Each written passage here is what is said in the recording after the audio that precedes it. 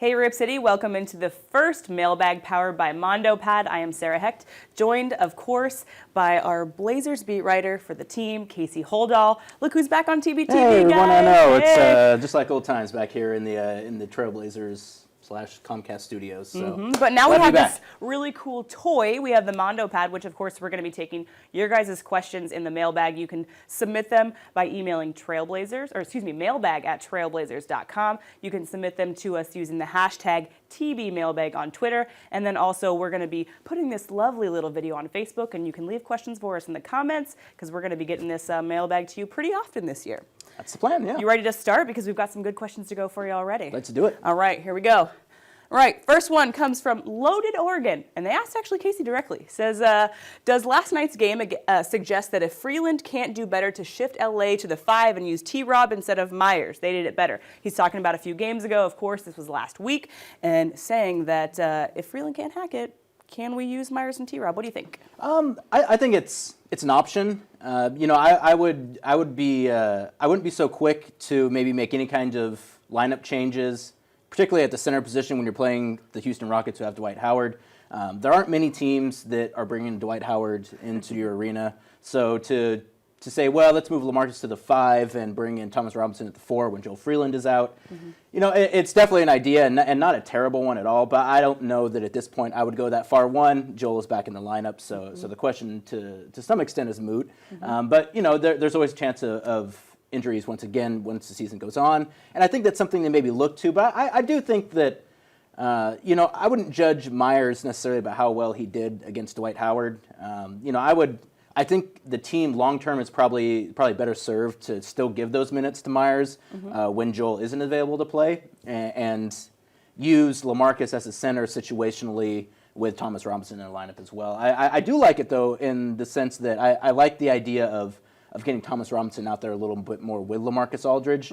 I think the two of those guys together, it's a pretty dynamic, athletic front court, and maybe a little bit undersized with Thomas at power forward, especially defensively if the other team has a big guy that they have at center. But, not a terrible suggestion, and I think something, if Freeland was to be out long-term, maybe that's something they'd look at a little bit more, but luckily that was not the case. Yep, and Joel Freeland, of course, has earned his spot in that the backup rotation. Absolutely. You can see it just in his defense already. He's going straight up vertically, just being very sound fundamentally on defense. And then, of course, you have T-Rob and Myers-Leonard, who are still working to try to get those minutes and try to get themselves back in the rotation, which T-Rob played a bit this weekend against the Kings, and he looked really nice. He absolutely did. One thing I would say, too, about just about the whole center situation is that, if you flash back to last year, I mean, we're talking about Joel Freeland now, like he's like, man, Joel is a really great backup center for this team, and he has been. But you go back to last year, and there were people who didn't think that Joel Freeland wasn't even an NBA player last year, even at the end of the season. So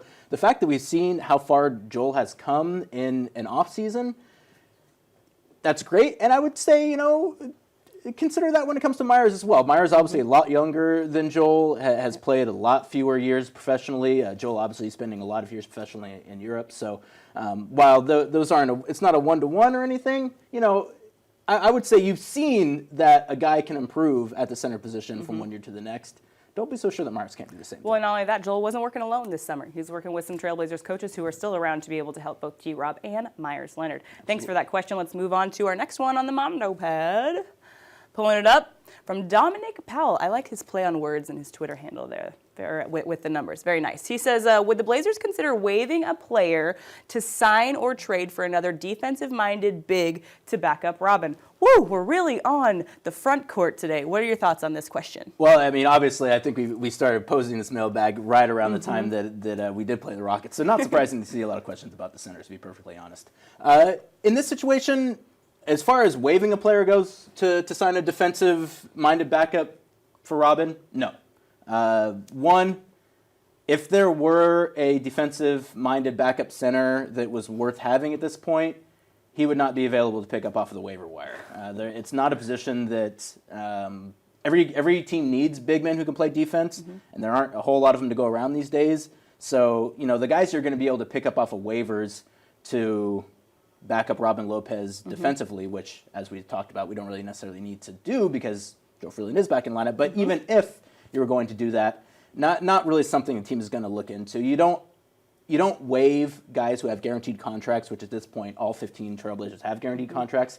You don't typically waive guys to bring in other players unless you absolutely have to. Now, if it was a situation with a trade in which the team was going to be taking back more players than they were sending out, and it was someone of a caliber that would make you say, yeah, we're willing to eat this contract just to get this guy in, possibly. But I don't really think that that's something that's on the team's mind right now. I think they like what they have. I mean, Robin Lopez is going to play the majority of those minutes defensive or at the center position anyways, particularly for his defensive prowess. And, and outside of foul trouble or injury, not Joel, but Robin.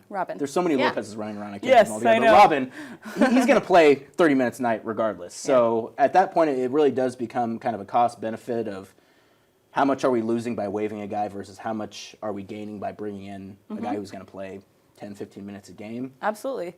And not only that, this early in the season with how successful Joel Freeland has shown to be and how effective he's shown to be, and with Myers Leonard in the hopper who's still going through that development, I don't think that you want to necessarily pull someone in depending on the term, of course, of whatever it is. You don't need that. You have a decent line of succession here. You've got Robin, you've got somebody who's shown to be a solid backup in Joel Freeland in his development over the summer, and then you've got a guy that's in the development mode. I'd say that's a nice amount of depth at the center position. Yeah, and I would say as well that, while the team has stated categorically, hey, last year we might have sacrificed some wins to develop these guys, and we're not going to do that this year. They still do want to develop their players. So, like if you're talking about a situation where it's, hey, we're going to bring in a third center just on the outside possibility that someone gets injured and we have to bring in someone to back up Robin, that really does start stunting the growth of guys like Myers Leonard. And I think the team still wants to develop Myers Leonard. In fact, I know the team still wants to develop Myers Leonard. No doubt in my mind. But they just want to strike a little bit of a better balance this year than they did last year. Absolutely. So I wouldn't expect something like this to happen, Dominic. But, trade season is a ways away, and the season did just start. So, we might come back to that in a couple months and say, yeah, that's exactly what they did do. So. Absolutely. Thanks for your question. Let's move on to our last question of today's mailbag powered by MondoPad, and that comes from Haven. He says, do you think Lillard will keep scoring like this? Is it by design or necessity? And again, these questions we got from you guys last week, and we saw Damian start to struggle a little bit over the weekend. Yeah, he, I would say, I think he went 1 for 15, 1 for 16. 1 for 15 on Saturday, yeah.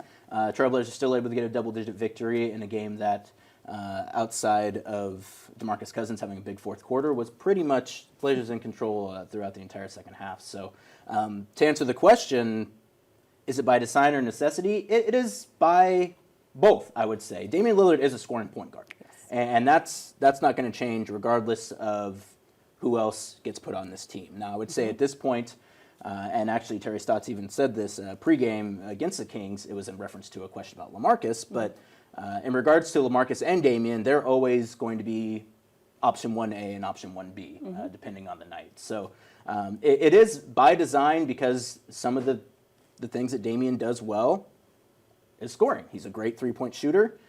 He's able to get to the rim. He's a guy who, in this NBA, you don't see many teams who have point guards who are just that pass-first kind of facilitate guy. Yeah, the league has changed, and, I mean, we always talk about it, but people talk about hand-checking rules. It behooves you to have a guy who can drive and who can get his points as a guard because you can't use both hands to check him out on the perimeter. So it's by design. It's also by necessity because, I mean, Damian Lillard is very adept at scoring, and the Trailblazers need to be a solid offensive team, especially while they work on getting their defense kind of in check. So I'd say it's by both, Haven, and I don't think it's going to be anything that's going to change. But in regards to your point, though, about winning that game against the Kings, it's not. I think we saw that it's not necessarily. You don't need Damian Lillard to have a good night scoring for the Trailblazers to get victories. Now, it's against the Kings. Take that as what you will. But last year, if Damian Lillard goes 1 for 15, which he only did once last year, we're not winning that game. Nope. No, I think that this year we can look at the term necessity and put it on a spectrum because, like you said, it really does depend on who you're playing and really how the rest of the team is playing as well because you had Wesley Matthews who went off. You have just a much deeper and balanced ability to score with this Trailblazers offense, that if Damian Lillard does have an off night, or even we might even be to the point where if two guys have an off night, maybe not Dame and LA together, but if two guys have an off night, you have enough scoring punch to be able to pick that up. So I think that when we use the term, it's definitely by design, I agree, but when we use the term necessity, we have to use it kind of with a grain of salt, because yeah, it's a necessity because he's one of your great scorers, you want him to score, but at the same time, we've shown already that we can win without his scoring, though that would definitely not be a regular thing. Absolutely. And just, going off that just a little bit about that game on Saturday night, it just shows how having even one guy coming off your bench that can score 10 points, 8 points even, just having that little bit, how much of a difference that makes. Because, Mo Williams is coming off the bench. He's typically the first guy off the bench. And, he's been struggling a little bit, at least percentage-wise, with his scoring. But then you've got a guy in Darrell Wright who can come in, hit some three-pointers, as he did on Saturday night. And, you don't need much, Your starters in the NBA are going to play the majority of your minutes, for the most part, especially on a team like the Trailblazers that have a really solid starting five.